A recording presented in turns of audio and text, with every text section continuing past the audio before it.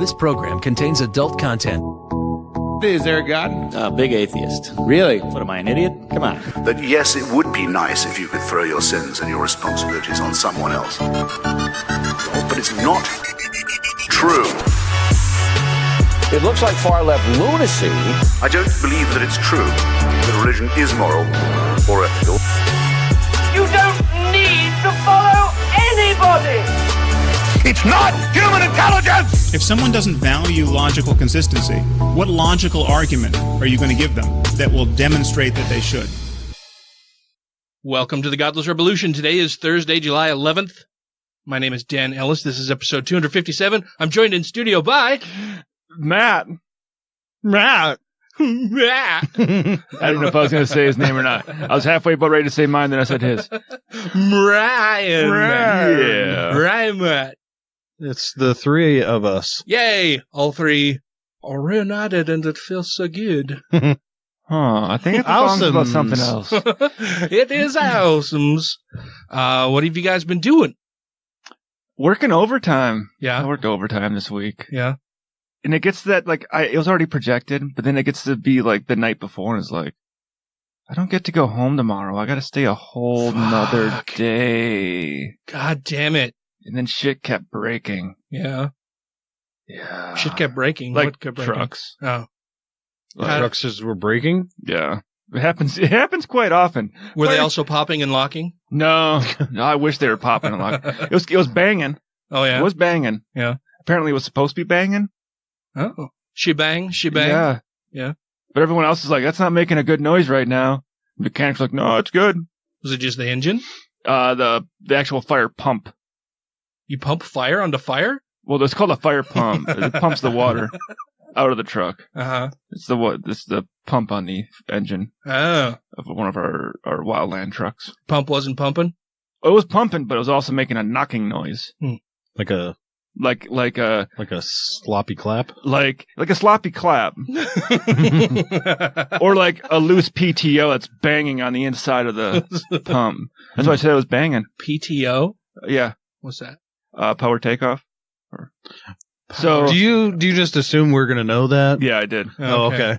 I assume. So they get paid time off. What? No. Yeah. So you have the engine of the truck that delivers power through an axle to your back tires. Mm-hmm. But it also needs to use that same engine to deliver power to the pump on the engine that rotates and spits the water out. Mm-hmm. So you have a PTO that converts fire pump. Yeah, so that converts power over to another drive shaft that then drives the pump. Oh. Fancy. Yeah. So what was banging in there? Apparently it was normal banging noise. I'm like, okay, mechanic. And now it's fine. Hopefully it doesn't blow up. It is banging. This one already blew up once. Yeah. The transmission blew up in it once already. And then we got that one back from the transmission blowing up in it. And the people that worked on it left it outside in freezing temperatures without taking all the water out of the line. So we got it back and we tested the pump on it. And there was water spraying fucking everywhere because valves and lines were just fucking cracked. Awesome. Like, this isn't right. Nice. And did they pay to fix all of that? Yep, they broke it. Oh wow! But now it's not under warranty anymore. So if anything else breaks, it's fucked. I see. And you were not here last week, right? We missed you. Thanks, man. Yeah. What you been doing? Same old. Tattoo and melons. Things are bittersweet right now. Yeah. I'm alive. Yeah. Well, that's good. Glad to have you here. Bittersweet. Glad to have you here. Is it a symphony? Bittersweet Symphony? Yeah. What song is that from? It's from the song Bittersweet Symphony. The Verve. Is that the name of the song? I don't know. Oh. Yeah. That slides. Or glides. It's a bittersweet symphony that does something. Honestly, it's the only part of the song I can think of right now because you said bittersweet and next word that's popped in my head was symphony. I think it's slides. Anyway. I have just been super busy with work. The new puppy's doing very well. She's getting over her pneumonia. She had pneumonia when we got her because she was from the puppy mill. And so she's been on Clavamox. A couple rounds of it. As soon as I walked in the door today, she tried to eat my pants. Yeah, she's very spry. She's feisty. She's She fiery. seems happy. She's super cuddly. Yeah, very happy. She's a really sweet dog. Potty training is still an issue, but she's going down the stairs by herself now. Yay! Yeah. And it's adorable because she there's a little bit of a pause and then it's just like, fuck it, I'm going. And she just down the stairs. It just kind of slides on her belly over the edge and goes down them really, very quickly. So yeah, that's all going very well. And she's just fucking adorable. So this week there has been a lot of news about Home Depot and its initial co-founder and former CEO, Bernard Marcus, and the fact that he's a billionaire and is going to be contributing money to the Trump campaign. And so people on the left side saw that, former Home Depot founder is contributing money to Trump campaign. And they went, I'm not going to shop at Home Depot anymore now. And it's been driving me nuts because it seems like a silly, super silly, dumb thing to do. Because he is the original co-founder, former CEO, who retired in 2002, I believe. Okay, so he's been gone a while. So it's been 17 years that he has had no control over Home Depot, what they do as a company, their policies, anything like that. And people want to boycott this company because he, at one time 17 years ago, was affiliated with it. And that just seems like such a boneheaded thing to do. And so are we sure he is no longer collecting his large sums of money from Home Depot anymore? He's not employed by Home Depot. Yeah. I don't know what money he would be collecting. Well, I don't know if he was still a major. Well, if you were a shareholder. Well, even if he's a shareholder. He's got no. So the purpose of a boycott, right, is to change company behavior, right? But if the person who's causing you to boycott the company has no say in what the company does, then boycotting the company because of that person is just fucking dumb. And it's not Home Depot that's giving the money. Right.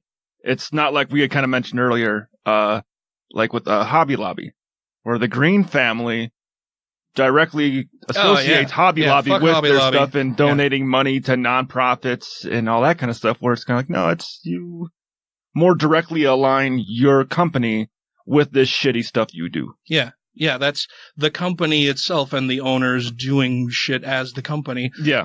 Fucking over their female employees by not providing birth control and being closed on. I mean, just there's a whole list of things that are wrong with fucking Hobby Lobby.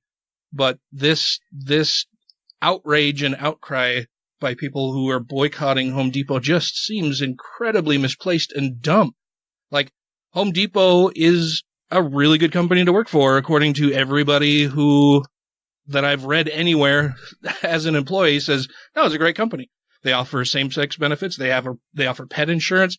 They are very progressive in a lot of their policies. They have, they also have, trans protective policies. They're a good progressive company to work for, and left-wingers, and it's part of this whole culture that goes on now where all people do is read headlines. And of course the headlines are deliberately made so that they're caustic. They want you to react to it. And people don't really read much beyond the headline. Well, because also with this guy, if you said his name, I'd be like, oh, who the fuck is he? Yeah. But Marcus you associate Bernard, Home Depot, like, oh, I know Home Depot. Yeah. I know that company. But I have no fucking clue. I've never heard of Marcus Bernard in my life. Yeah, well, and apparently, so his politics are obviously fucked. Like, because he backs Trump, he's just fucking wrong and stupid there for backing Trump. Well, he's also old, so they do get a little senile there towards the end. He's an old white guy. So he's still a piece of shit. Yeah. Well, yeah. Well, as far as donating to Trump, but he's also quite the philanthropist. He's pledged to donate 90% of his $6 billion fortune to charities. He's donated all over the place. I had an article here. Let me pull that up. Let's see. Before he's done, the 90-year-old Home Depot co-founder predicts he'll give away billions more. He's donated $2 billion already to more than 300 organizations throughout the world over the course of his life. And these aren't, right-wing quote unquote, scare quotes, charitable causes like churches and shit like that. Or the Trump organization. Yeah. God, I don't know if it's listed in here, but I mean, he built a huge aquarium, I believe, in Georgia for like $200 million. He's donating money to all kinds of charitable causes. But I mean, and that's all kind of beside the point. It's the main thing for me is I don't understand why people would boycott a company based on the fact that it was co-founded by a guy who has had, like I said, he retired in 2002. He doesn't get to say what Home Depot does. He doesn't set policy. He doesn't do any of that shit. Well, and as we've seen, like, people on the right are usually, will vote on one thing, religion or getting rid of abortion, and don't care about the rest of the stuff. Where on the left, we seem to be, you did one thing wrong. Now, I like the 50 other things you got, but since you did that one thing wrong, fuck you. Yeah. It's the whole idea that you have to be ideologically pure. And that just doesn't fly because not everybody is going to agree on 100% of things. And that's something we've talked about this before on the show. Yeah. Where, I have arguments with people all the time where we agree on like 99% of the thing and they disagree with me on one thing and they lose their fucking minds. And all of a sudden, I used to respect you. I used to think you were a good guy. And now I know that you're just an asshole. Yeah. I'm like, because I disagree with you on this. One and thing. I'm asking for some more information, hoping that you'll change my mind to the way that you think, but you're not supplying me any reason to do that. It just seems really fucking dumb.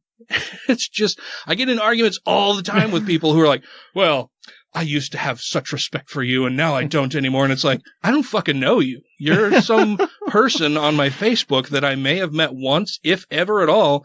And you saying you don't respect me is supposed to affect me in what way? Like, that's supposed to make me change my mind by, putting me down and appealing to emotion. I'm going to go, oh, well, geez, I'm really sorry. I should rethink my whole outlook on life that I've pissed off this one random person on the internet. I can't lose Zeke's respect.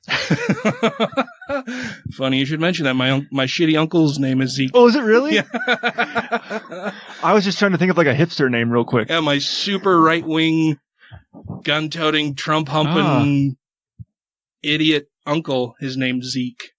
Yeah. All right. Yeah, it's totally fitting. I couldn't have picked a more perfect name for what a fucking douchebag this guy is. I got some sort of like mind-reading, fortune-telling brain going on here. You're off the show. Fuck. Oh, no, Ryan, you woo master. But no, if somebody out there can explain to me why this is a good idea to boycott Home Depot, because I'm open to hearing it, but I put this out on Facebook yesterday, and a bunch of people are like, yeah, you should boycott them, and a bunch of other people are like, yeah, it seems silly to me. And the people who are like, yeah, you should boycott them, just in asking them questions about it, they stop responding, or they just get really snarky and shitty. And it's like, dude, I'm just trying to have a conversation with you here. I haven't been antagonistic. I'm just trying to figure out why you think it's a good idea to boycott. And everybody who is like, yeah, you should boycott, it's just, I read a headline that said this. Yeah. I mean, you got to read past the fucking headline, man. If he was actively using current revenue from that company to do something it's big money he's putting up, so it's a big deal. Actively using that money towards something you don't like or a cause that you do not agree with, then might be like, okay, if you want to boycott that, boycott it. But if he's not actively doing that. Yeah, or if he were still, acting as CEO of the company, then you would perhaps want to boycott the company to force a change where they would remove him as CEO. But none of that is happening. Like, the whole purpose of a boycott is to get the company to change their policies. But Home Depot hasn't fucking done anything. It's all this private individual, and people are saying to boycott Home Depot. It's like, there's a huge disconnect there that either I'm way, way off base and totally fucking wrong here, or a lot of people are just being really illogical and dumb about it. I think I agree with you. I know I agree with you. I'm thinking Matt's probably in the same boat. Yeah. That if it was Home Depot donating billions of dollars to Trump's re-election campaign, like, oh, okay. Well, and that's it too. Like, people see that he has, $5.6 billion or $6 billion or whatever, billions of dollars, and that he's going to give 90% of it away, and that he's donating to Trump. And in their mind, that means he's given Trump billions of dollars for his campaign. Technically, no, that's not how it fucking works. An individual can't give more than billions of dollars. I think it's $10,000 is it $10,000 cap? Well, he can contribute to PACs and all kinds of stuff like that without giving money directly to the campaign. Yeah, but for a direct campaign contribution, because that's I'm not entirely sure that's what what is. I think for individuals it might be $10,000. went to jail for because he was using fake companies he created to funnel more money to campaigns, and like you donated like $30,000 to this guy's campaign, which way exceeded the campaign finance limit that you're allowed to. There's campaign contribution limit. Yeah, but that's just it too. Like I said, people figure that he's going to be donating, billions of dollars. Like there's never been a campaign that required billions of dollars for an individual politician. And you can't give that much as an individual anyway. Sure, he could give money to PACs, but he's also not giving all of his wealth to that. Somebody, I asked somebody, I was like, well, how much is he going to be contributing? $100 million. And I'm like, okay, well, can you tell me where you found that information? It was in the news. It's all over. No, it's all over the news. And I'm like, great. So it should be easy for you to find even one source and provide a link to that so that, I can know a little bit more information. And they just ghost. They don't reply, nothing. It's fucking frustrating. Yes. So that's been my last few days, is arguing with people about that. We have more stuff going on that we'll be talking about, and we'll do that in just a moment. Okay. This is Dr. Hector Garcia, author of Alpha God and Sex, Power, and Partisanship, and you are listening to Godless Rebelution. A puddle wakes up one morning and thinks, this is a very interesting world I find myself in. It fits me very neatly. In fact, it fits me so neatly, really precise, isn't it?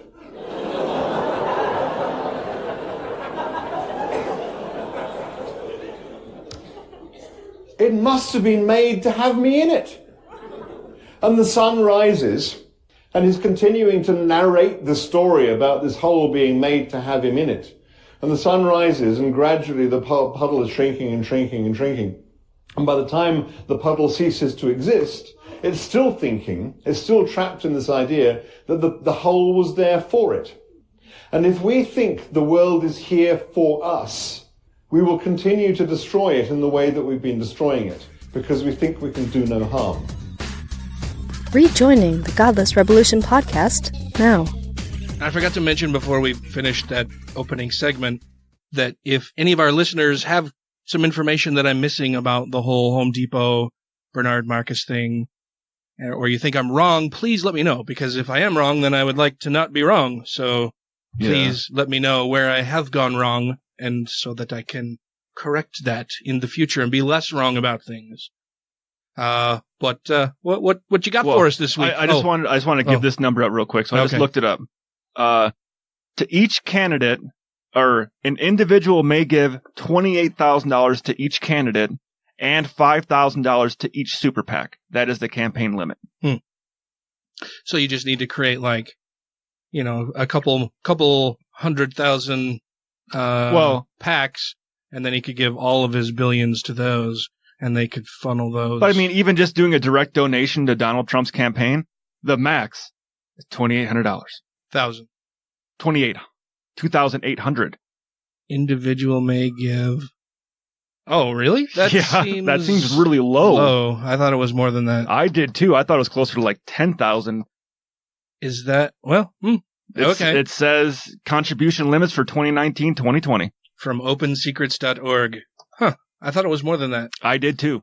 Maybe it's companies or corporations can give more. That might be what a corporation might be. That might have been the $10,000. But why? They're people. Limit. Yeah. Yeah. Why do some people get to give more than other people? Mm-hmm. Yeah. Corporations are people, my friend. Okay, Matt. What you got for us this week, Matt? The Freedom from Religion Foundation is asking the city of Florence to rescind $38,000 in matching funds it provided to the Salvation Army to assist with the construction of a shelter to serve homeless residents. Why would they want the money back? Because it's a Salvation Army. Mm-hmm. It's a religious organization. Yep. In February, the council voted to match a $38,250 grant from the, of course, it's Alabama Department of Economic and Community Affairs. The grant money, along with $88,000 provided by the Salvation Army, won't be used to fund the $165,000 project. In addition to a shelter that would be open 365 days a year, the project would include a day center where job skills and GED classes could be taught 2 days a week. Shelter would be constructed at the Salvation Army's building on Huntsville Road in East Florence. Should have cut that from the article. In a letter to Florence Mayor Steve Holt dated June 12th, the Wisconsin-based Freedom from Religion Foundation claims the city may not use its resources to assist religious ministry projects. Quote, the Salvation Army is not merely a charity or chain of thrift stores. It's a church denomination with an evangelical mission. Salvation Army's website includes a set of position statements on various political and social issues, all which refer to biblical scriptures. Mm-hmm. And they don't like the gay peoples. Yeah. That's where I guess when you first said that, I was kind of not thinking about it being a evangelical type thing. But like, it's a homeless shelter. Yeah. Like if the city needs a homeless shelter, not right. If it's their homeless shelter, and then they can proselytize in it and do all the other kind of stuff. The surface optics are bad on that because most people know the Salvation Army as the homeless shelter thrift store type thing, you know. The bell ringers outside stores around Christmas. I was kind of thinking in my head that it wouldn't be ran by them when you first said it.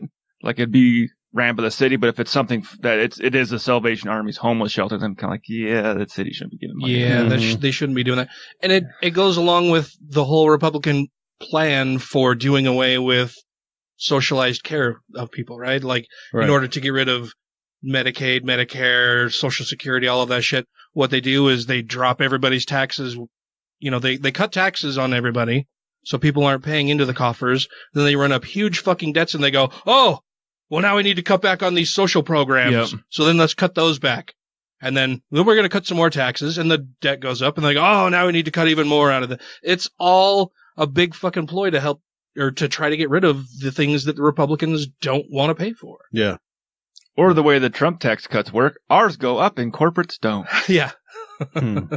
Yeah, corporations keep more and everybody else gets fucked. The Establishment Clause of the First Amendment prohibits the government from endorsing particular churches or religious messages, Jane wrote. Holt said that the city might not respond to the organization's letter. I don't know why they wouldn't, but we may have an issue with their facts, Holt said. It's not our intention to respond to it. We're confident we did the right thing. So who fucking cares what the law says? We're going to do it anyway because we feel really strongly about it. I had a vision of Jesus, and he said we need to do it, so I ain't taking it back. If the Salvation Army feels so greatly that they need to help these people out, why don't they donate the money that they were going to use to build it to the city so the city can build one? Mm-hmm. There you go. And then the city or state can use the funds run it that way. Yeah. That's a much better idea. Yep. City Council President Dick Jordan said he wants to get an opinion from the City Attorney Bill Musgrove, which should have been done prior to the handing out of funds. Which, by the way, Alabama doesn't have any funds to be throwing away like this. Sidebar, I went and looked some stuff up, and as of earlier today, Alabama had a debt of $27 billion. Whoa! Shit. With a population of 5 million. 95,000 are unemployed and 720 are on food stamps. That's almost a fifth. Wow. Well, Alabama was one of the states where I had watched a documentary where it had Doctors Without Borders working within our own borders. They're like, it's having people come there. It's like, they were doing third world medicine in parking lots of like, football stadiums for these people that have no health insurance, giving them, fixing their teeth, fixing glaucoma, just doing stuff that like we can't afford to pay for this, so we just let it go. And you know what kills me is I'm sure most of the people who went there are right-wing Republicans. Right-wing dipshits who vote against all of that kind who of stuff. Have pretty much voted themselves into the position that they're in now. And now they're accepting socialized care that other people are paying for. I mean, Doctors Without Borders still needs money. They're a charitable organization. People contribute to that. It's a social program. And these people go and they're like, socialism is terrible. Yeah. They'd rather get their socialized medicine once a year in a tent in the middle of a football field versus being able to see a doctor whenever they want. Mm-hmm. Redonkulous. Jane said the foundation receives about 1,000 complaints a year. And while each complaint is taken seriously, not every complaint can be taken to court. While the organization receives complaints from all 50 states, this is just the Salvation Army. Mm-hmm. Oh. Jane said that there are a lot that come out of the Bible Belt. Oh, yeah, I bet. A lot of people don't know the Salvation Army is a ministry, Jane said. They have a religious mission. They are openly a ministry first and foremost. Salvation Army Captain Benjamin Duell was out of the office and unavailable for comment. You know, what's interesting is that they are definitely a religious organization, but you don't get that from their holiday ads when they've got the bell ringers out there. They don't splash God nonsense all over everything because they know that would disincline a lot of people from contributing to them. And so they're kind of shady about sneaky doing Christians. That. Yeah, sneakersons. That's right. I've never done it, but I wonder if I would have the balls to actually say it to the poor homeless people that do ring the bells for them, because most of them aren't very well-off people doing that. Being like, why don't you just donate some money to the Salvation Army? Like, because they help disenfranchise homosexuals. Yeah. They do all kinds of shitty things I don't agree with. Things to people that I care about. So, I'm not going to give them money. And it bothers me that stores allow them to sit outside their store. Like if I were the CEO of a company that I wanted to make sure that everybody knew we were a progressive company, we wanted to take care of people, we treat our employees well, we're not going to discriminate against people, then I would tell the Salvation Army bell ringer to take a fucking hike, because the organization that person is representing absolutely does discriminate against those people. That's what I also wonder, because the place I see them at the most is like Walmart. Yeah. I don't know. I mean, Walmart and some grocery chains I see them at, like Smith's here. I see them there usually. Yeah. But normal places, like, you don't really see them filling up. Oh, I don't go to the mall. Are they in the mall? I have no idea. I fucking hate the mall. Me too. That's what I was just trying to think. I'm like, I was going to say they're not in the mall, but I'm like, wait, I don't even go to the fucking mall enough, and I especially avoid that kind of place around the fucking holidays. Oh, yeah. So I got no clue if they are in there or not. Dude, I worked at a Sbarro's as assistant manager in the mall at the University Mall in Provo, and at Cottonwood Mall when that was still around.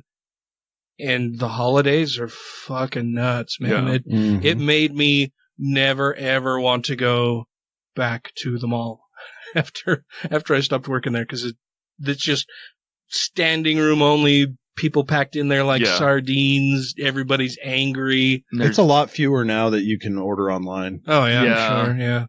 Yeah, a lot less foot traffic. Well, malls and strip malls are closing all over the place.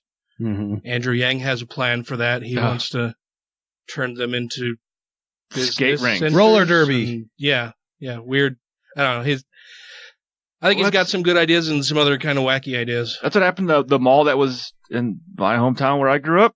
That thing closed down when I was a kid. Yeah. And I think it is all nothing but businesses now. Yeah. I remember when it's like, oh, I like that place, but I only liked it because it had an arcade in it. Yeah, there's a lot of retail space that's open and available for fairly cheap. Oh, yeah. But then, too, it's sometimes zoned that you can only do like retail sales there. So you can't it's hard use for it people for to move in there, business or office space. You have to have some sort of commerce. Yeah. Yeah. What else you got for us? I've got some else. Okay. I like else. Israeli Education Minister Rafi Peretz. Rafi Peretz? Peretz. Peretz, sure. All right, let's go with it. Who previously served as the military's chief rabbi and was appointed last month to Prime Minister Benjamin Netanyahu's cabinet, said that assimilation, marrying non-Jews, is like the Holocaust. Oy vey. Oh. Were you sitting on that one? I was. As soon as you said he was a rabbi, I was like, yes, I got it. Nice. During a July 1st cabinet, a spokesperson Tuesday confirmed to the Associated Press. Citing 3 unnamed people in the room for last week's meeting, Axios quoted Peretz as saying Jews in the United States marrying outside their religion was like a second Holocaust. What? Yeah, well, I mean, that is one thing about, like, Hasidic Jews especially. Like, the ultra-Orthodox? Yeah, you keep it in the family. It's got to be, you marry in the community and that's it. That's it. The meeting reportedly involved a briefing by Jewish People Policy Institute Chairman Dennis Ross and a senior official involved in the administrations of former presidents Barack Obama, George W. Bush, and Bill Clinton. The discussion involved the increasing rate of unions between Jews and non-Jews, and to Peretz, this meant the Jewish people have lost 6 million people over the past 70 years, according to Axios. Because they're not marrying other Jews, they've lost Jews? I don't... How does that... I wonder if it's his form of Judaism. There's probably just as many forms of Judaism as there is Christianity out there. Oh, I don't think there's as many, but there are. I hear about Jewish new strains, different Jewish strains all the time. Like, I never even heard that term before. I like that we were calling them strains, like it's a virus. Yeah. Instead of sex. It's Daryl Ray's God virus. Yeah. But I mean, even people who consider themselves culturally Jew have a bunch of different offshoots inside of that. As culturally far as, Jew. Yeah. What do you mean by culturally Jew? Oh, I'm culturally Jew. I mean, my family's Jewish, or I observe certain practices, but not these, or I don't believe in this part of it. So that's why I kind of think they're like vegans. You never, like, every one of them has a different meaning behind what it means to be vegan. Right. Yeah. So this rabbi doesn't think that anyone should be able to eat fish if they're vegans or vegetarians. He thinks they got to be strict. Yeah. Or else it doesn't count at all. Yeah. No pescatarians allowed. Right. Axios reported that Israeli Energy Minister Yuval Steinitz pushed back, saying, first we need to stop disregarding and looking down on Jews in America that see themselves as Jews not only religiously but even more culturally and historically. Netanyahu reportedly felt more strongly about U.S. Jews becoming more liberal, noting that their drift from religion was difficult to combat. I forget, why are we keeping this shitty little military offensive territory around? What are we doing? I don't know. I fucking hate this. Because Judaism is closer to Christianity than the Muslims. Well, and we gotta protect that area for when Jesus comes back. Which one, though? I hope Thor comes down and goes, "You're both the last wrong." one, the Armageddon Jesus. I just want Thor. Armageddon. I want Thor to show up with his hammer, then tell them they're both wrong. This is my place now. Yeah. Peretz is an Orthodox rabbi who heads the United Right Alliance of mostly far-right parties.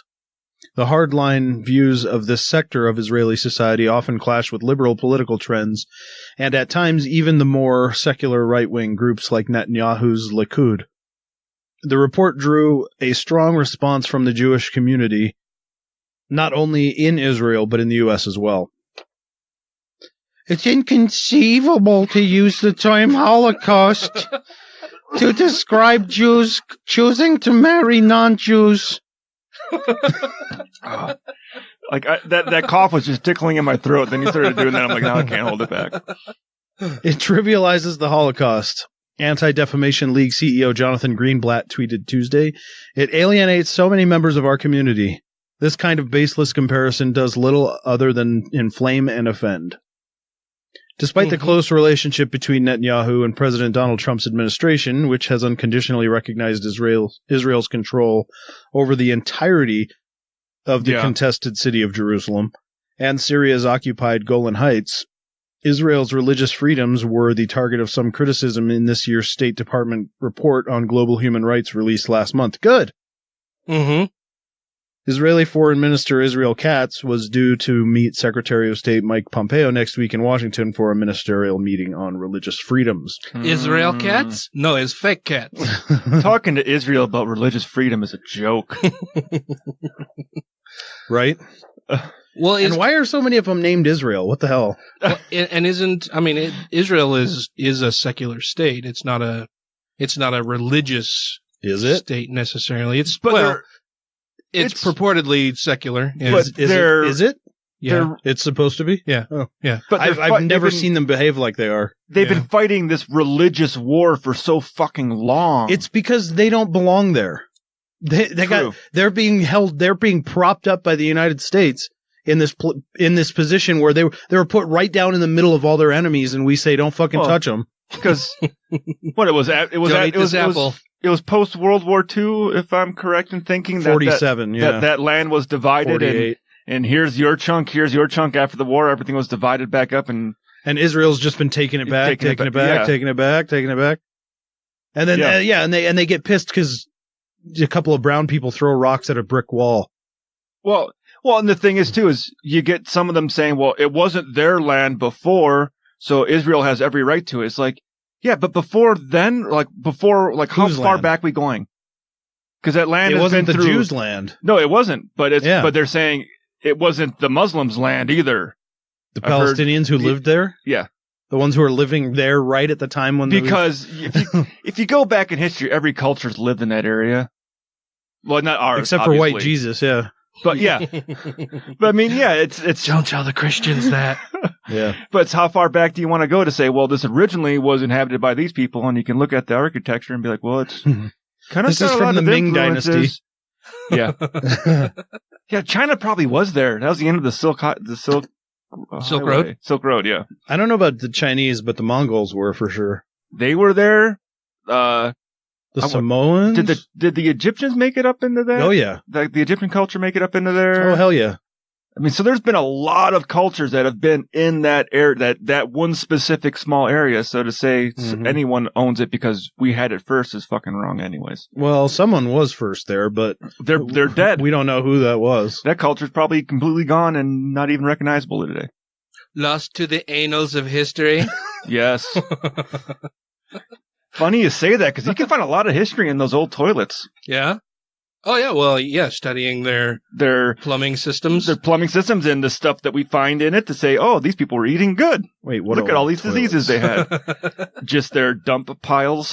Their dumpa piles. Oh, dumpa piles. Yeah. I believe that was their official name, the dumpa piles. The dumpa piles. I need to go to the dumpa pile today.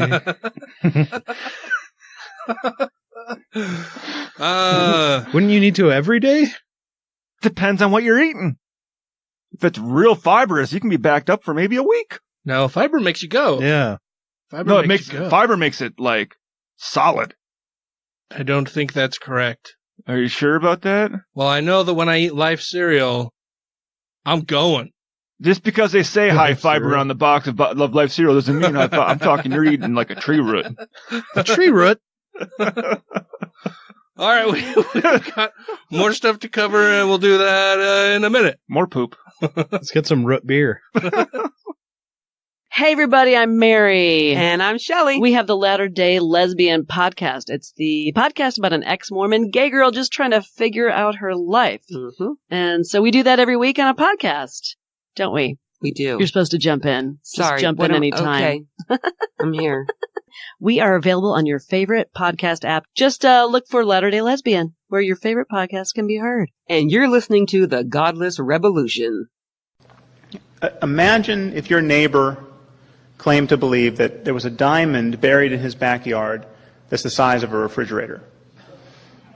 And you ask him why. You see him out on his lawn digging every Sunday with his family. Imagine how you would feel about his mental faculties if he said, well, this belief gives my life a tremendous amount of meaning. You know, or you don't understand. My family and I really enjoy digging for this on Sundays, and it has a remarkable bonding effect on us. Or what if he said, I wouldn't want to live in a universe where there wasn't a diamond buried in my backyard.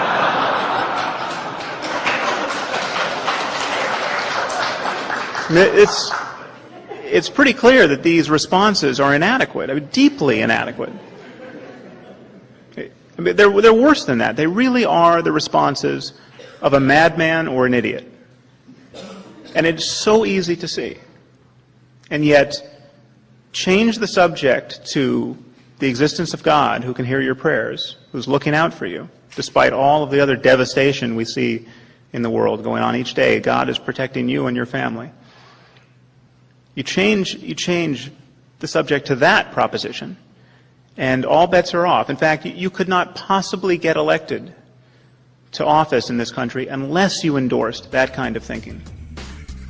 Thank you to everybody who has rated the show on iTunes and Stitcher and are following us on YouTube, Twitter, and Facebook. And to all our Patreon patrons, you make the show possible.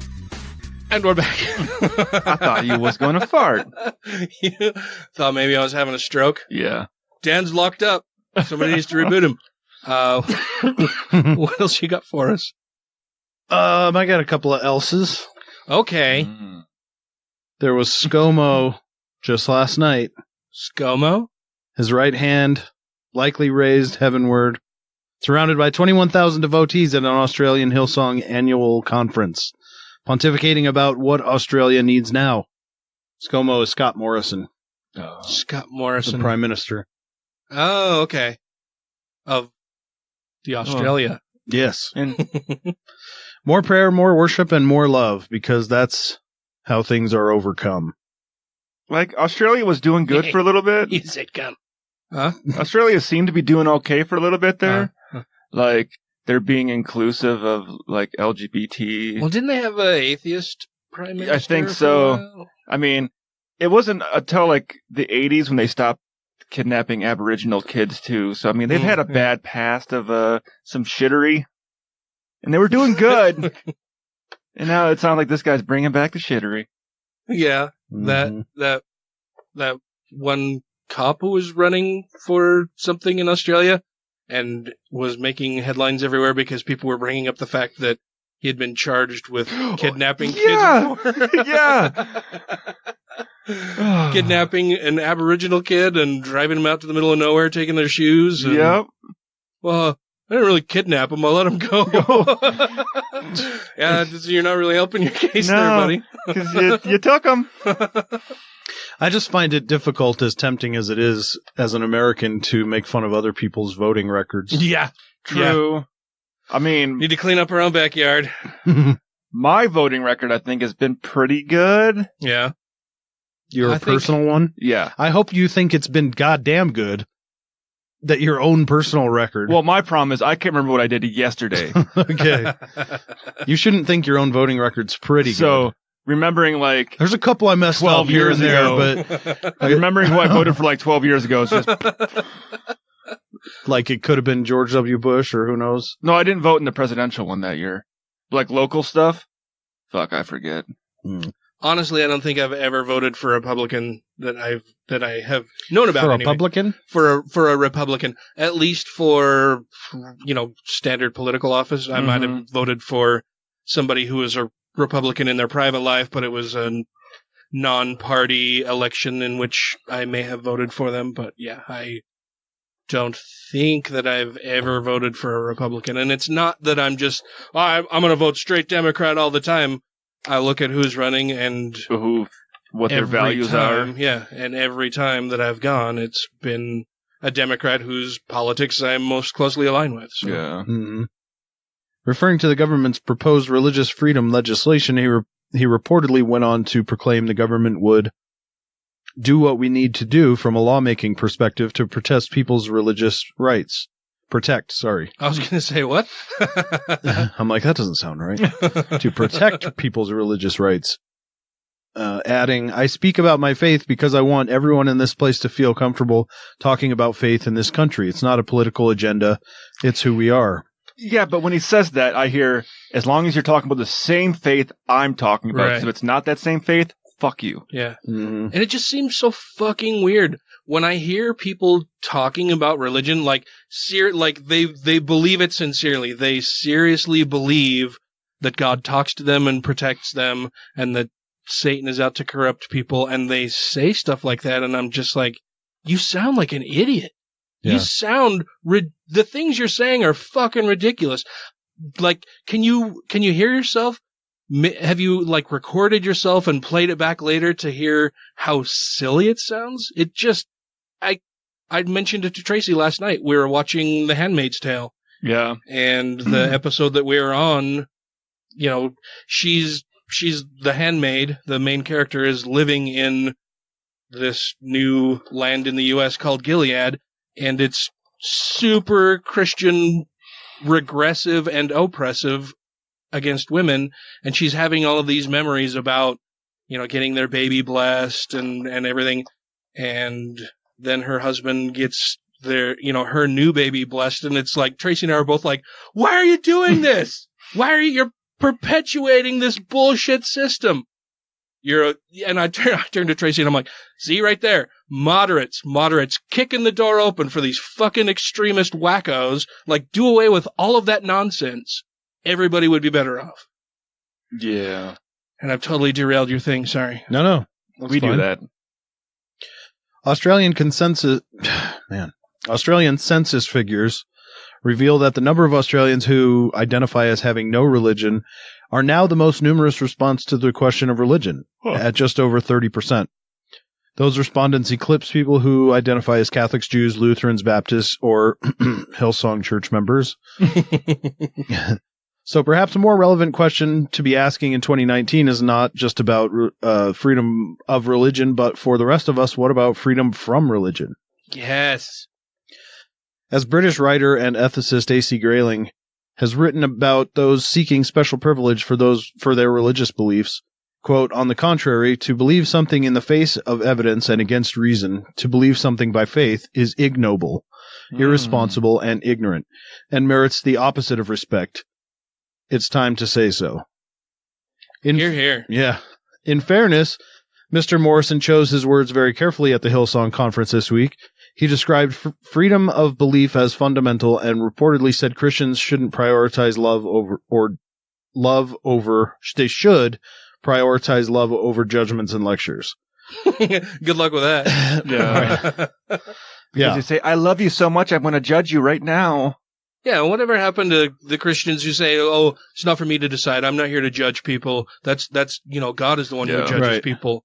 That's what I was thinking, too. This is still a much softer version than the American counterpart, which is all fire and brimstone for everyone that disagrees. Mm-hmm.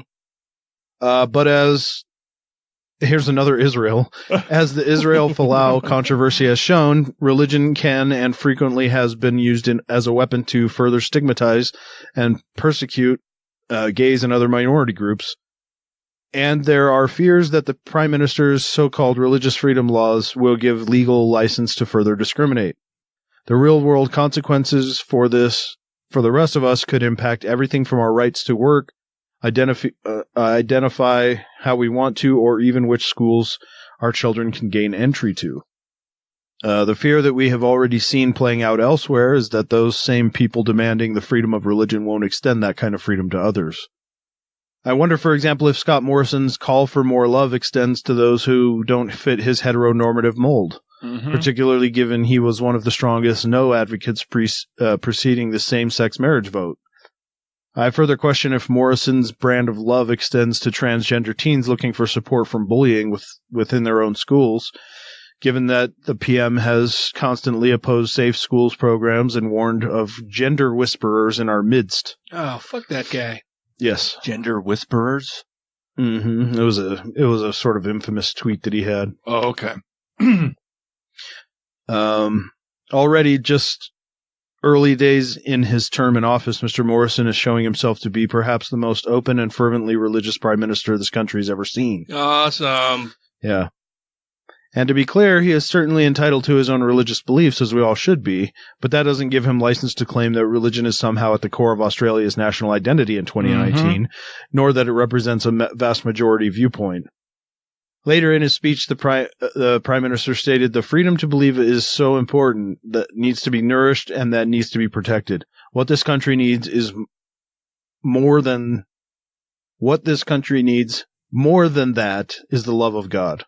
No one's trying to take away anyone's right to believe what they want, but the second point is simply his own opinion.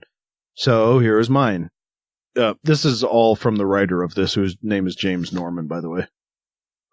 If your love of God gives people a license to discriminate, exclude, or further alienate already marginalized people, then to me that is not about love, it's about religious privilege, and it has no place in a secular democracy like ours in 2019, particularly when the majority of Australians simply don't share your faith.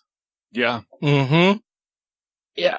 I don't understand how in today's age people can be extremely religious and talk about it openly, because they sound like idiots.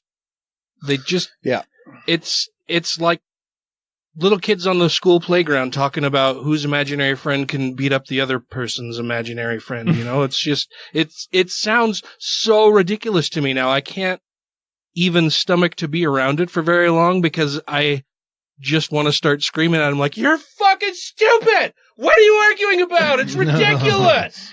Stupid! What the fuck are you talking about?" It's like every time I hear someone when they say Heavenly Father, I kind of chuckle in my head. I'm like, our Heavenly Father has a plan for you. And I just kind of silently laugh. And I'm like, what the fuck? If he's got a plan for me, then his plan must be that I'm going to be an atheist and try to drag people out of religion, kicking and screaming, and which seems really dumb for him to do. Yes. Maybe next time I get some Mormons at the house and they'll say, "Well, God's got a plan for you." I'm like, "Well, was that plan for me to kick your ass off my porch?" Because that's about what's going to happen. You have other things? But I'm a decent human being, so I can't just kick their ass. Yeah. Yeah, violence is the last refuge of people who can't handle things the other way. If you kicked one of my dogs, I'd kick their ass, though. Yeah. Yeah. Yeah. Yeah. Yeah. Yes. The growth of secularism is unabated, with fresh data showing stark generational differences and a new confidence among the non-religious to declare themselves atheist. Perhaps the new confidence in declaration comes from not having to face Christian racks or stake burning for doing so. Yeah. That could be a part of it. Mm-hmm. Only 1% of people aged 18 to 24 identify as Church of England in the UK.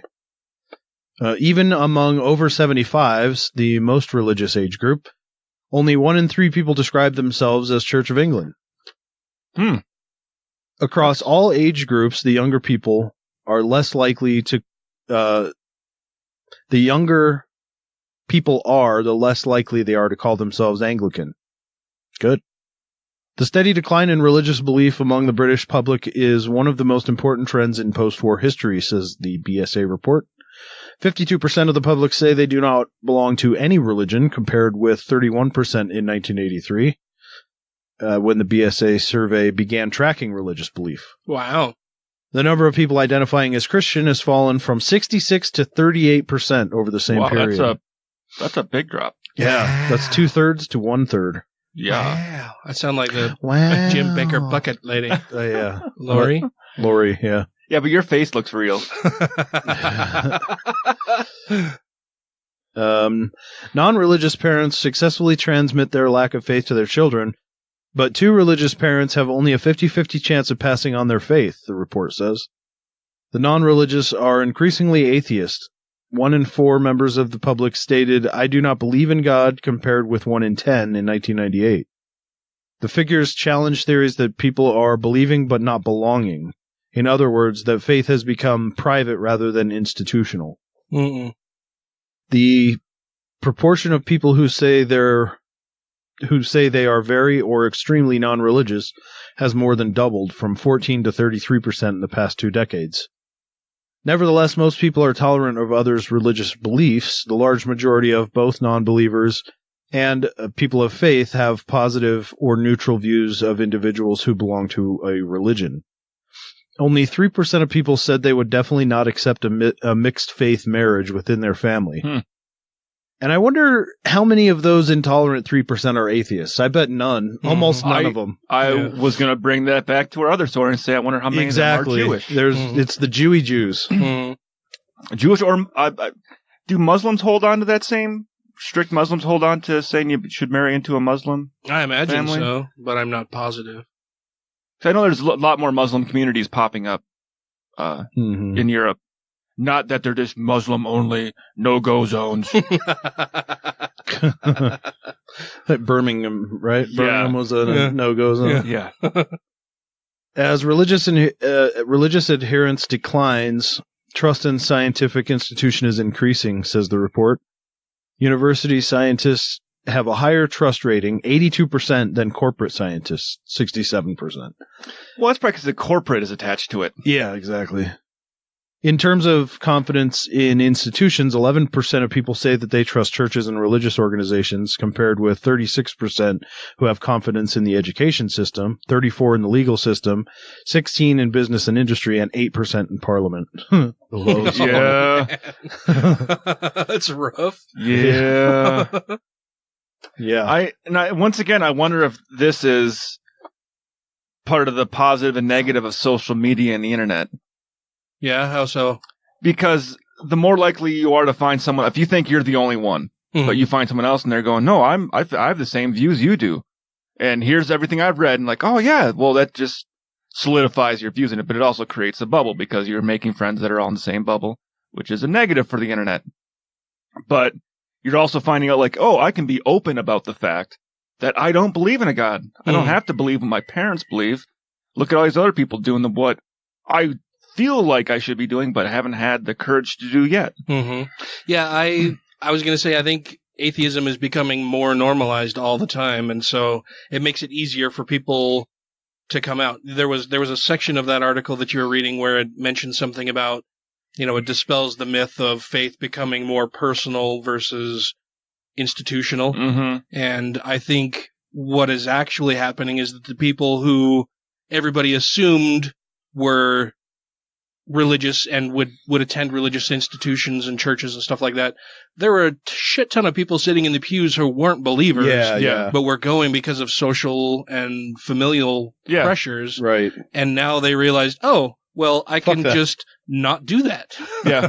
I don't have to do that. There's not going to be huge repercussions for me necessarily not being religious. I see people every day online and everywhere else who are openly atheist and they're doing well and people still like and respect them and they're good people. I don't have to pretend to believe anymore. I can just not fucking go to church. Yeah.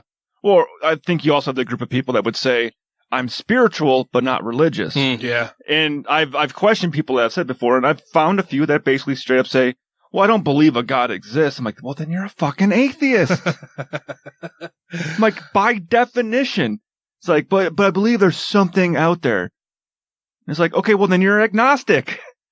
But they're still atheists. But you're still atheist. They don't have an active belief in a God. Gods, yeah. They're an atheist. That's what that means. But I think people might have been hanging on to the word spiritual to be like, well, I don't want to sound like I'm not part of this group. Yeah. So I'll say I'm with you, but it's I'm just a weasel word. Yeah. It's trying to be on board, but I'm not all the way there. I don't want to scare my religious friends. Yeah. That's basically what it boils down to. That's a better way to say it. I'm catering to dummies by saying this. Because I don't want the dummies to be really upset about me being honest with them. And like you said, the more normalized the term gets and people realize, well, atheists don't sit here and eat your babies. Yeah. Yeah, we don't worship Satan. We don't eat children. We don't murder people at random or willy-nilly. It's like all of that has been propagated and supported and put up by religious institutions and religious people and people wanting you to remain in the pews as tithe-paying members of their organization. It's to scare you into still sitting in fucking church instead of sleeping in and reading the newspaper and drinking a cup of coffee on the weekend. Or a beer. Or a beer. Well, I guess a lot of religions let you drink beer. A lot do, and a lot don't. Yeah. And it's funny how people will float through different religious beliefs based on how they're feeling that week. Yeah, how they feel, how their mind has changed about different things. They'll go through this progression of, well, I was in this very conservative, rigid religion for a long time, and it wasn't really fitting with me, so I then decided that I was going to be an Episcopalian. Mm-hmm. And then, the Episcopalian church was okay, and they're nice and open and everything, but God, I just got fucking tired of going to church, and it just seemed silly and weird. And so then I started looking into, Buddhist practices or, Scientology or, don't go there. whatever other thing. And it's just like they go through this steady progression. And I've seen a ton of people do this where they were very, very religious. And as their beliefs change about different things, they become exposed to people outside their bubble in church that they realize that, oh, well, the gay agenda is to just live life like anybody else, be unafraid and unashamed of the people and that I may love and just live an open and authentic life. And hey, they're not bad people. Yeah. Oh, well, then that's okay. So why is my church bashing on them all the time? Oh, it's because my church is wrong. So I need to change churches. Yeah. And they just kind of go through this steady progression of, well, that was a bullshit idea. So I need to go here. And they have bullshit ideas about this and I'll go here. And they just keep moving until they find some place where they feel much more comfortable. And for a lot of people, that is just being an openly secular atheist person. That's like, hey, you can believe whatever you want to believe as long as you're not harming people. You're not harming yourself or others. But the second that your beliefs do cross happen, that line, you do happen to do that, and you do cross that line, then we're going to have an issue. Yeah. And you had mentioned Scientology there, and a thought popped in my head. We have never had anyone on this show yet. Who's a Scientologist? That was either.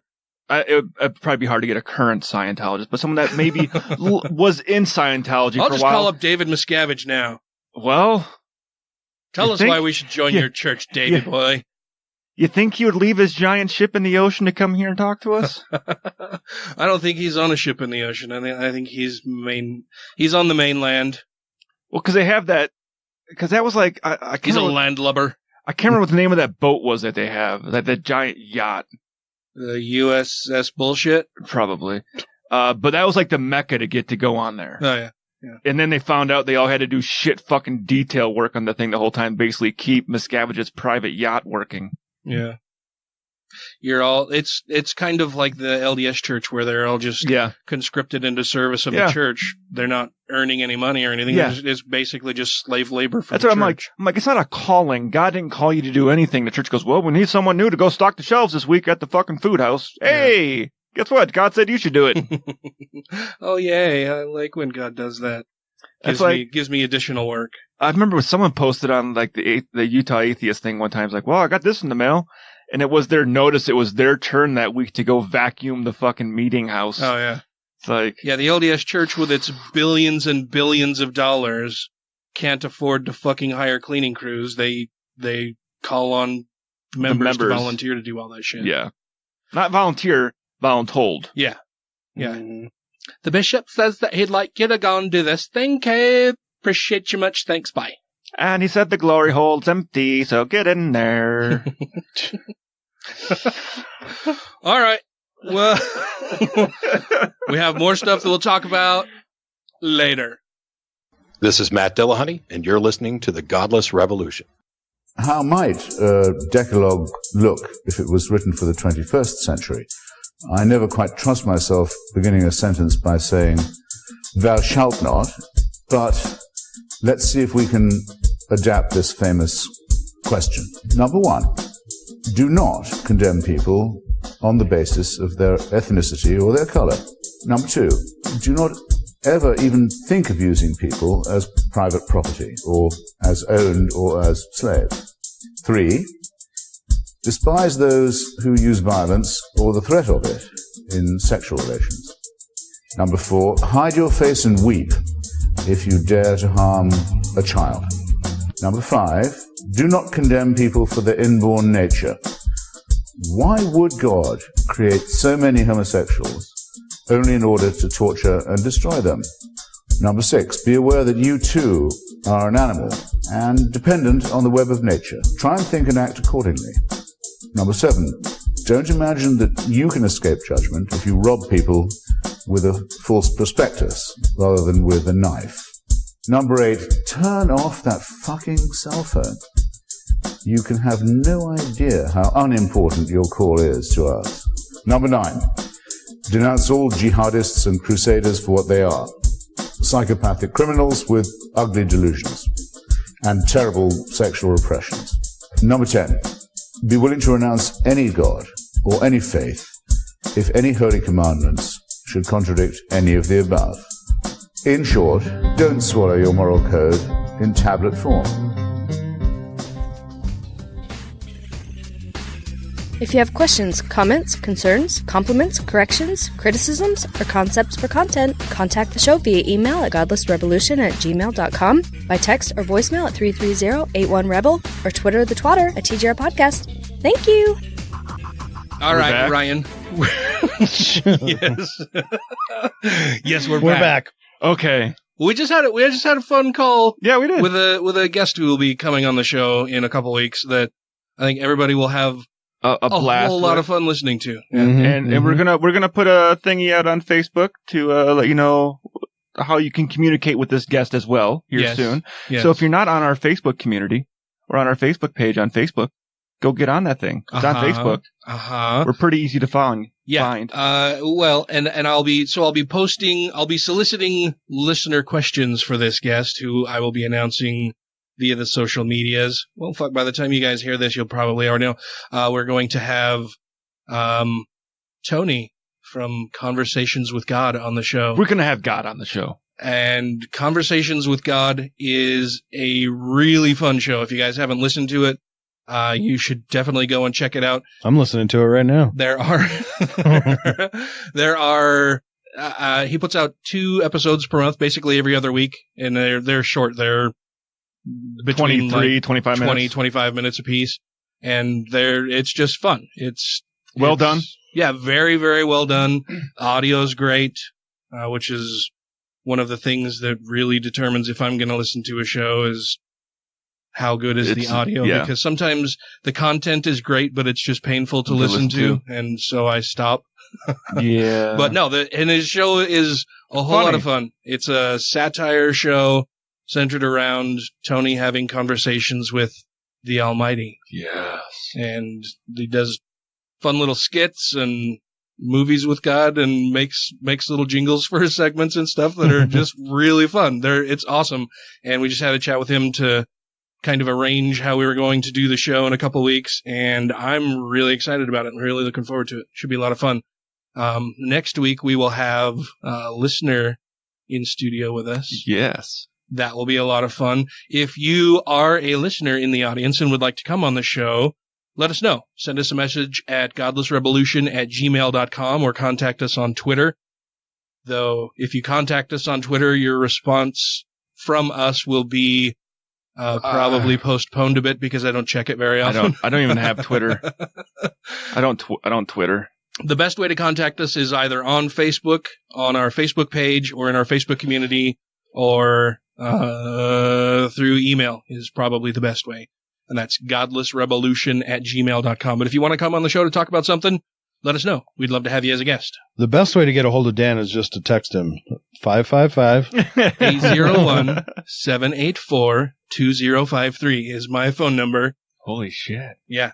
You can contact me there. I look forward to getting some shitty text messages from that was not my intention. Oh no, my phone number is all over the place because I have it out there as my contact number for American Atheists, and that's I believe published in their magazine and on their website. So it's out there, easy to find. But yeah, you can contact me, or actually we have a show phone number. Yeah, we do. Yeah, we do. That would be an even better idea. 330-81-REBEL. You can contact us that way. That would probably be better than my personal phone number. Yeah, that one, the 33081-REBEL just goes to me. Yeah, then you can bother Ryan because we tied that one to his number. Is that true? Yeah. Yeah, because it's a Google Voice number, and so you've got to tie it to a regular phone number. So, although it is set up so just be warned, if you call that number, it goes to a voicemail. Yeah, it just goes straight to voicemail. So we won't be answering those calls, but you can certainly text us there. You can call and leave a message. You can send us an email, contact us on Facebook, Twitter. You'll figure it out. Yeah. We'll get in contact eventually. It just might take a little bit longer if you use something other than our email or show phone number. Or my number, that's fine too. Call me. We can chat. That's fine. But you wanted to talk about some... I want to talk about some soccer stuff. Want some football. Yeah. Because, this last week, the women's team won the World Cup. They did. Again. For the fourth time. USA, USA, USA. Well, they have won the most amount of World Cups in history now. Oh, really? I'm not, like, I saw that they won and I was happy and glad. And For women's World Cup, there've only been... The Women's World Cup, yeah. Only been 8 women's World Cups. Oh, yeah? And they've won half 4 of them. Wow. And they've they've placed either won or taken second in almost every single one of them. Wow. Awesome. So, what have they taken in the other years? Third. Oh. So, needless to say, the women's national team for the U.S. is a really good team. They kick ass as well as balls. Yes. Awesome. And their captain for the team, Megan Rapinoe. Is it Rapinoe or Rapinoe? I don't know how you say it. I say Rapinoe. Yeah. I don't know if it's Rapinoe. Rapinoe sounds fine. Rapinoe? Sure. She's a fucking badass. Yeah. Not only was she the captain for the U.S. women's soccer team, she would probably say, I would say she's arguably one of the best female soccer players in the world. Oh, yeah, definitely. Well, the game prior to the final, that was 2-0, and she scored both goals herself, right? Yeah, well, that game and the game before, she scored 2 goals in both those games. She was the first person to score 2 goals in games back-to-back for the World Cup. Wow. So she's breaking glass ceilings and records. Awesome. And she pissed off Donald Trump. That's the best part. So she basically said, no, I do not want, someone had asked her. She didn't just blatantly go, no, I'm not going to the White House. Yeah. To hey, do you want to go to the White House if you guys win the World Cup? And she said, no. Fuck that guy. I don't want to go. And she said, well, most of the team doesn't want to go either. Megan Rapinoe is a lesbian. So a lot of the laws and stuff, she even says, the stuff that he's doing is totally against me personally and a lot of the other women on the team. Like, he has no respect for us. So why should I have any respect for him? Yeah, why would we go and visit some asshole? Yeah. So, but now on the right conservative side of stuff, you got everybody, well, I would boycott soccer if I could, but I don't watch that shit anyways now. Fuck her. Fuck that team. All because she is speaking her own mind and saying, no, I disagree with the way he treats people like me in this country. This is America, land of the free to believe like I do. And then to top it all off, at the end of the game, you know how they go out in the field, they wave flags around and stuff. Megan and 2 of the other teammates one other teammate was standing next to her. Another teammate came running over to take a photo with her, and she dropped the flag on the ground and someone else picked it up real quick. The alt-right news goes to Megan Rapinoe stomps on flag after World Cup. Then you watch the footage, like it hit the ground for a split second. Someone else picked it up. Yeah.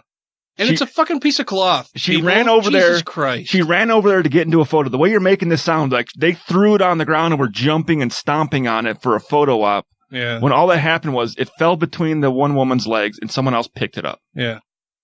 She has ran around the field adorned with an American flag several times. I'll bet Jesus would be pretty upset at these people for worshiping a false idol. Yeah.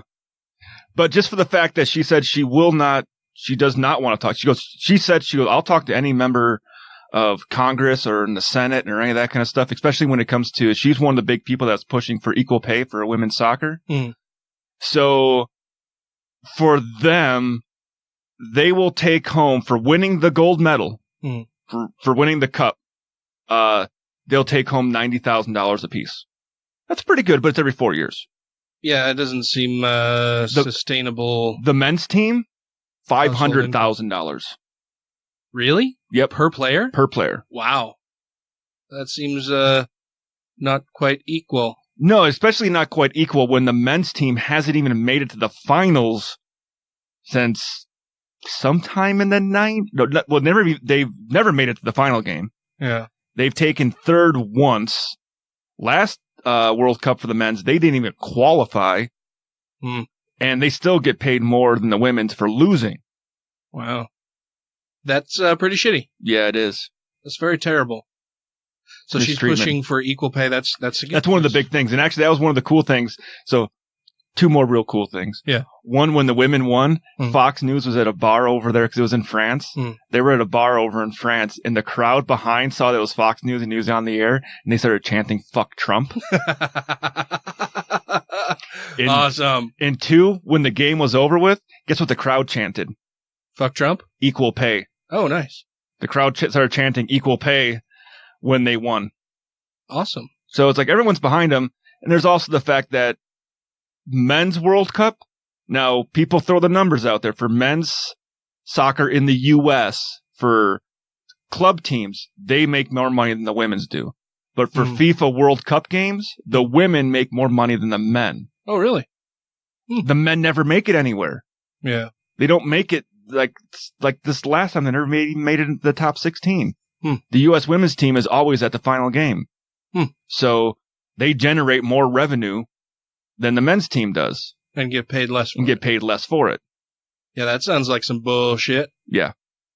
Well, I hope she is able to help get that changed. And there's some senators have even come on board with, we agree with you. So they're trying to push through, be like, hey, FIFA, basically forcing a Title IX situation on FIFA to say you pay them equally. It's a national team. It's not a club team.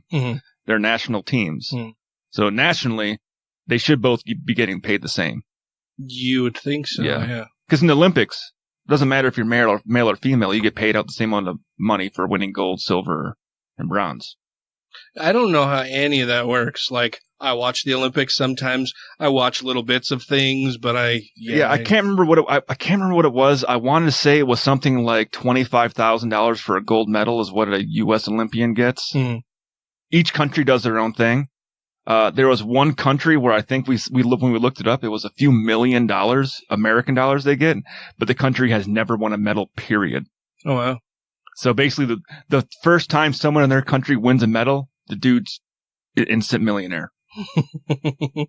Well, that's all very interesting. But yeah, she's a badass, and she's been getting shit on, and she handles it well. She's been doing a lot of news stuff since they got back to the U.S. Yeah. And she's like, no, I don't agree with his agenda, and I can say that.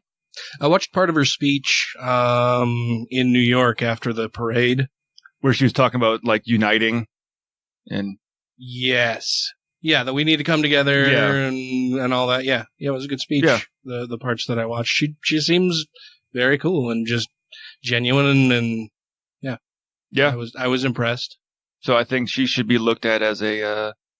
someone that could be looked at as or should be looked at as a role model. Role model. That's the word I'm looking for. A model that you roll. Thing. Oh, we don't want to kill him though. No, yeah.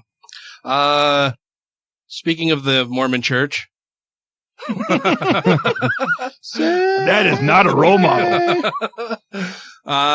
It was recently announced that the LDS Church has put out a survey asking their membership their thoughts around moving the age at which children are interviewed by bishops to be even younger, which is a big problem. So it was kind of cool. I'm in the private Facebook group that is mentioned in this article that we're going to read and go through. And it was kind of cool watching the genesis of how this story came together and went online and is now available for everybody to enjoy and view.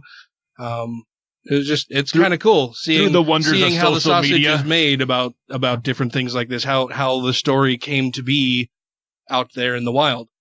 This comes to us from local news station Channel 2 KUTV. So it says Salt Lake City. Sorry, the headline is LDS Church considering lowering age for youth interviews with clergy to 8. Survey says, because of course 8 survey says survey says 8 is the age of accountability within the Church of Jesus Christ of Latter-day Saints. Well, is that so? That's the age of accountability when they become what do they become at that age? Baptized. Well, they get baptized, but don't they get a certain status for the men? I don't remember what ages or different things. There's deacon, priest, elder. I don't remember. Deacons at 12. Teachers at 14, elders at 18 or 19. So they don't get anything at 8? A baptism. Just a baptism? Yeah. Is that when they're allowed to enter the temple then, or no? I don't know how old you have to be to Can go they in do the temple. baptisms for the dead at 8 after they've been baptized? I wonder. I don't know. I don't know either. I think at 12, by 12 they can. I don't know if they can go younger or not. I was just wondering if the age of 8 they're picking was baptism and maybe to enter the temple, like to be temple worthy, you have to go through an interview, maybe? I don't know. I don't know. This is all questions for me Yeah. because they're Well, a mysterious cult. Yeah, I just noticed, so I read the story before, but I just noticed, 8, yeah, well, of course that makes sense because that's their age of accountability and when you can get baptized, and so maybe the bishop wants to follow up with you and make sure that you haven't had all of your sins washed away and now you're out committing fresh new sins. God damn it, we just went over this. No more sin. We just cleaned all of this dirty, filthy, genital touching stuff off of you, and now you're doing it again, you little monkey. Keep your finger out of your butt. Story says, Salt Lake City, a survey commissioned by the Church of Jesus Christ of Latter-day Saints inquires about lowering the age of youth interviews with clergy from age 12 to 8. LDS Church spokesman Daniel Woodruff provided 2 News with the following statement on Wednesday. Quote, on an ongoing basis, the Church sends surveys to leaders and members to seek their opinion and experience regarding activities, perceptions, and participation in church programs.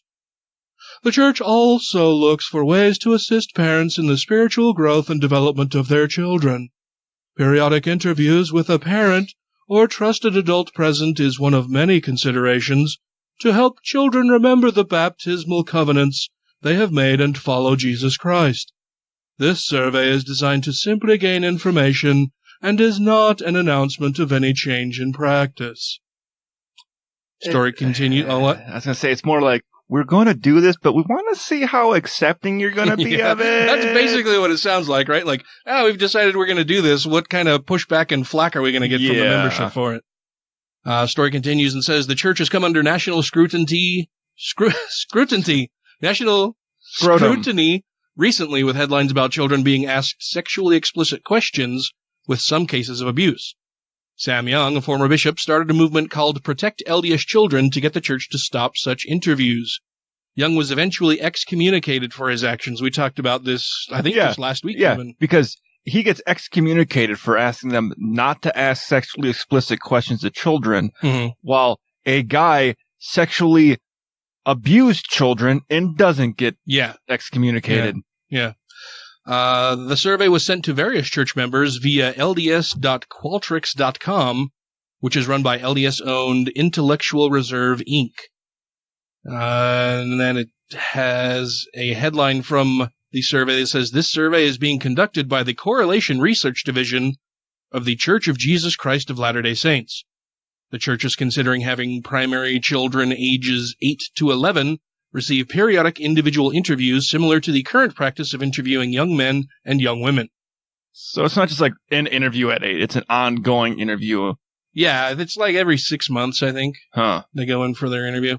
One member, Talia Draper of Harriman, posted photos of the survey in a private Facebook group and gave 2 News permission to publish them. And it was fun watching that interaction back and forth. Yeah. Like, she posted them, and the reporter Adam was like, "Hey, I'm a reporter with 2 News. Do you mind if I share these and write a story about it? And can I talk to you?" And she's like, "Yeah, that'd be great." So it was fun. Draper, who considers herself an, quote, inactive member of the LDS Church, end quote, was shocked when she opened up the survey, telling 2 News, quote, "Frankly, my mouth dropped wide open as I read the words, the church is considering having primary children ages 8 to 11 receive periodic individual interviews similar to the current practice of interviewing young men and young women. Considering that many, if not all, of the church's highest-ranking leaders, thanks to Sam Young, are personally aware of the abuse that a large number of people have suffered at the hands of some of its leaders during these one-on-one interviews, it absolutely baffles me that they would be considering beginning these interviews at even younger ages.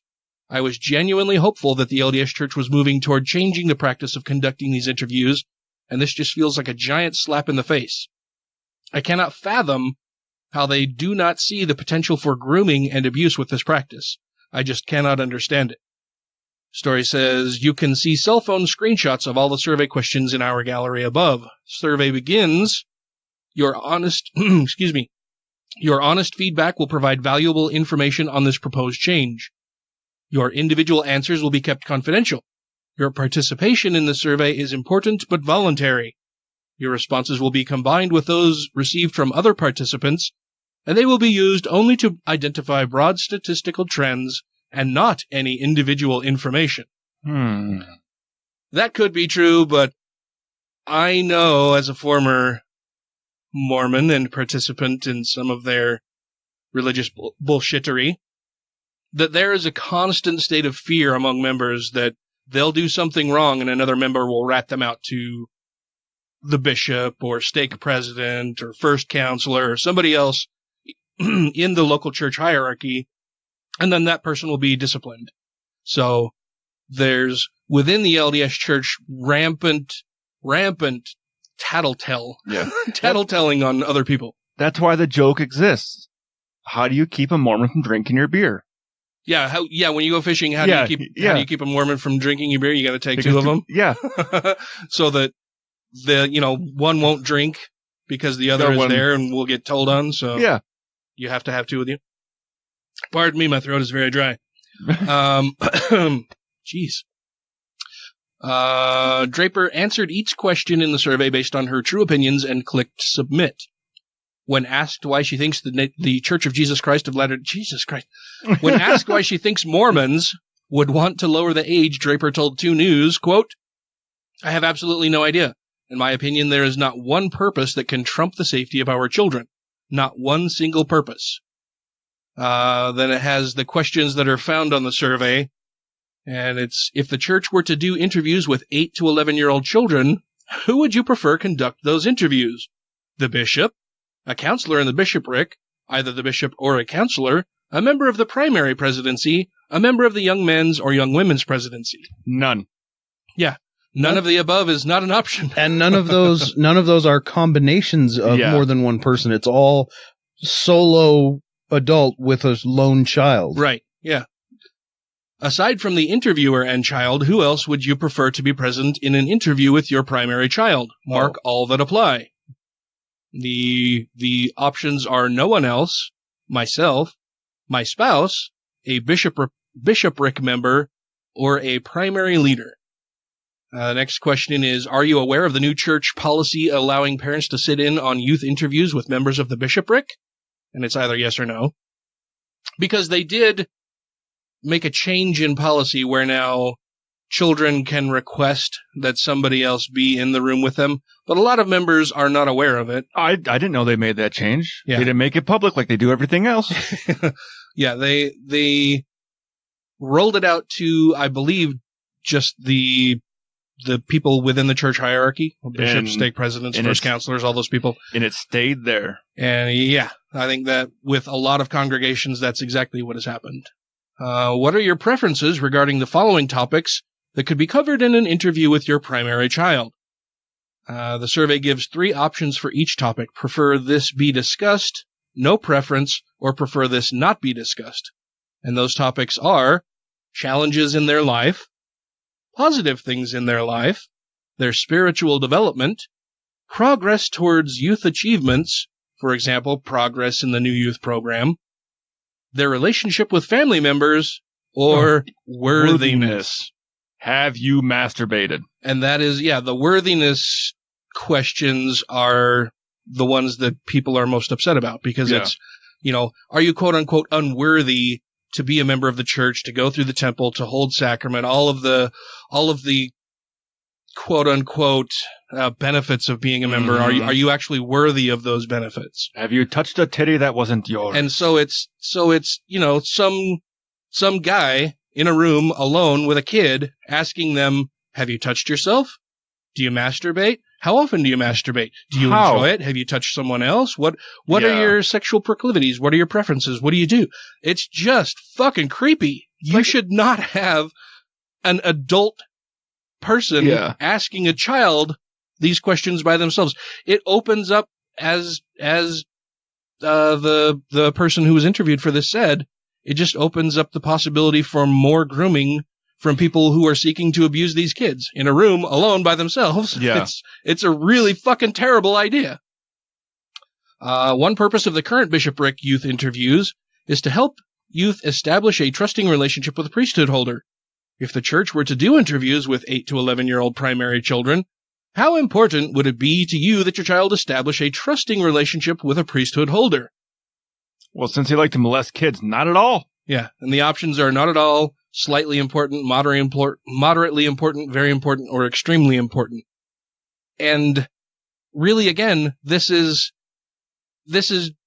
basically teaching kids, hey, it's okay to go into a room alone with an adult person as long as that person is a church leader or somebody that the church designates as someone who is quote-unquote safe to be around. Yeah. And we've seen how fucking horrible that can turn out to be for a lot of these kids when they're put in a room with somebody with bad intentions. And it's okay for that person to talk about sexual things with you. Yeah. And that's just wild to me.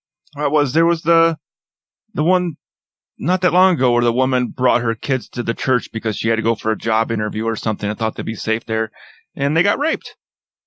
That's terrible. Yeah. Was this an LDS church? No, this wasn't in Utah. It was a normal cookie cutter. A normal church? Baptist one. It wasn't a Mormon church. No. It was a normal church. Yeah. It was a less culty church.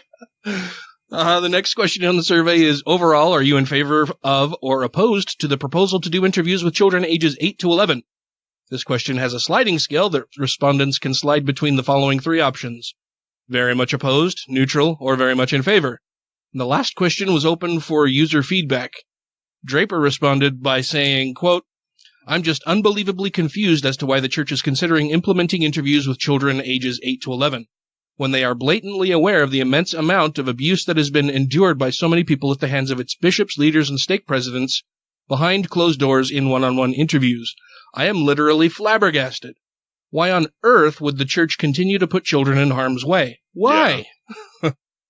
The First Presidency announced in a letter dated June 20, 2018, new guidelines for interviewing youth. In addition, the church's official handbook of instructions was updated. Bishops are advised to share with youth and parents the following information about interviews. Bullet point number 1. Parents have the primary responsibility to teach and nurture their children. No shit. Bullet point number 2.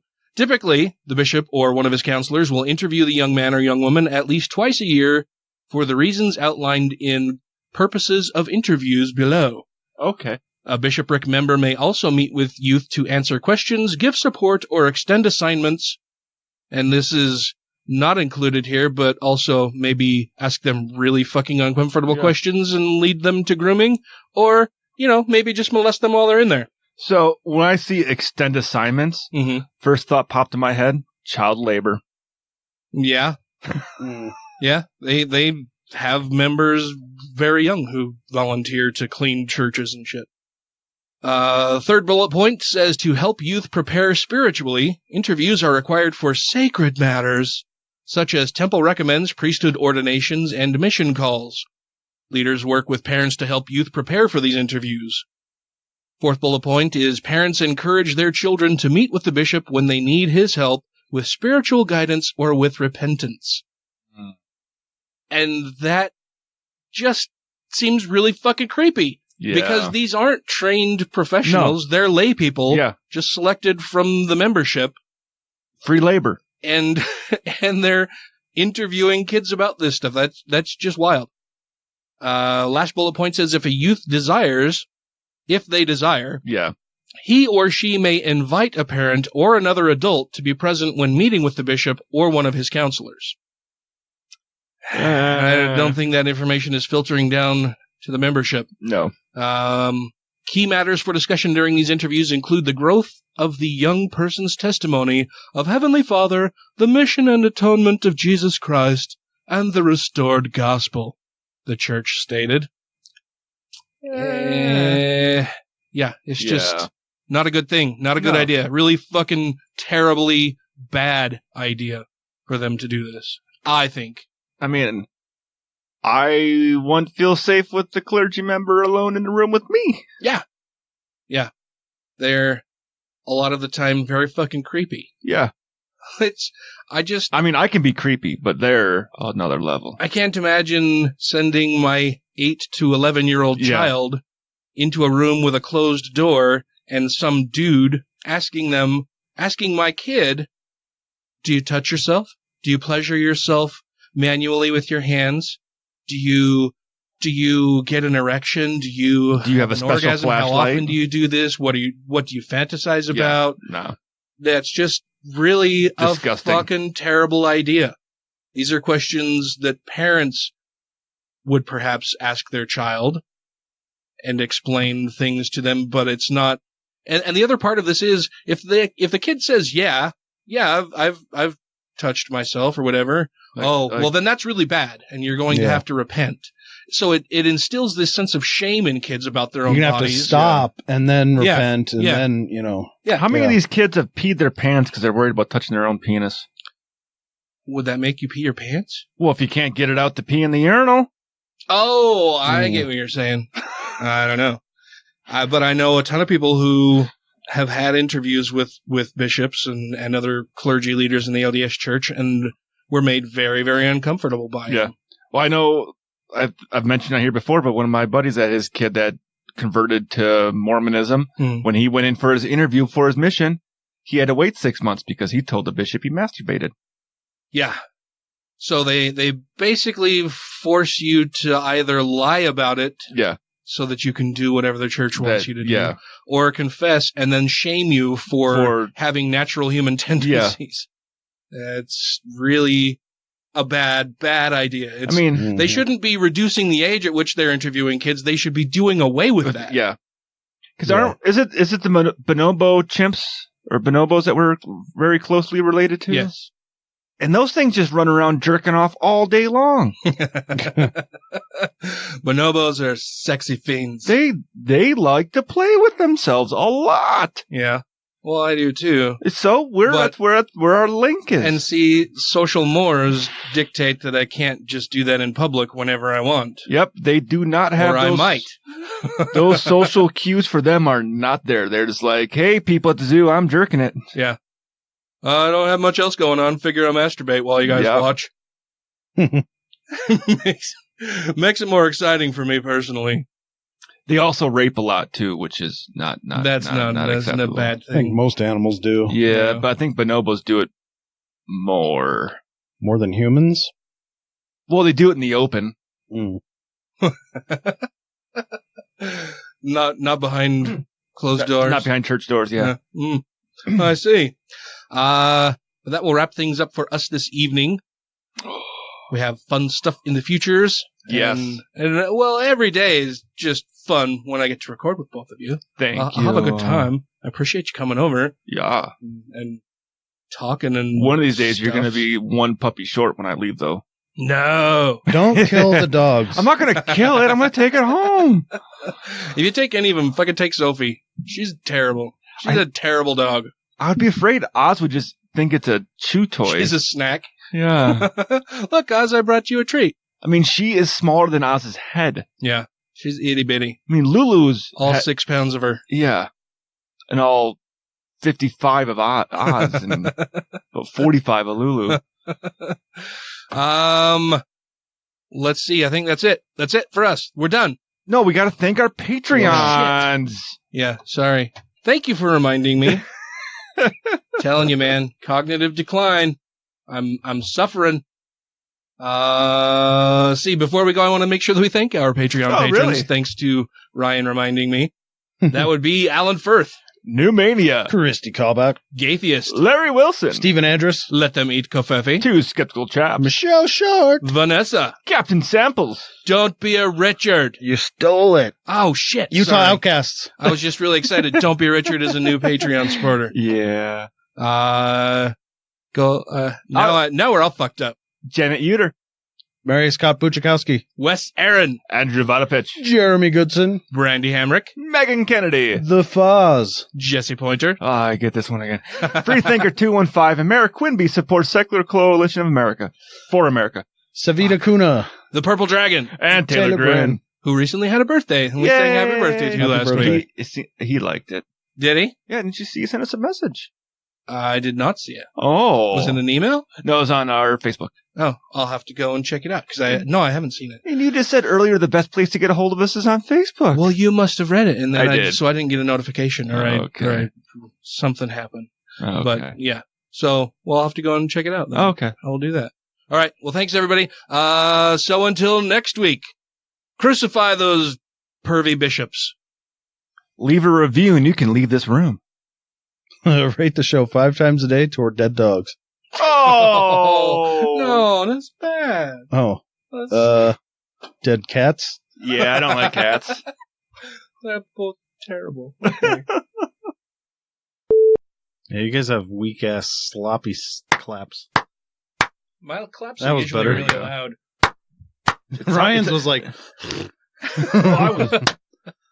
Do you clap like that? I was just trying to make the loudest noise. I usually do. Yeah, that's because this way hurts. He doesn't do anything. No, but it hurts. And it looks weird. It hurts. It's loud. It looks weird. I like things. I think we got enough marks. Yeah, you're going to be able to tell where this starts. And even if you want to use it for a cutting room, now it's going to have fucking sloppy claps all through it. Sloppy claps. Sloppy claps. Sloppy claps.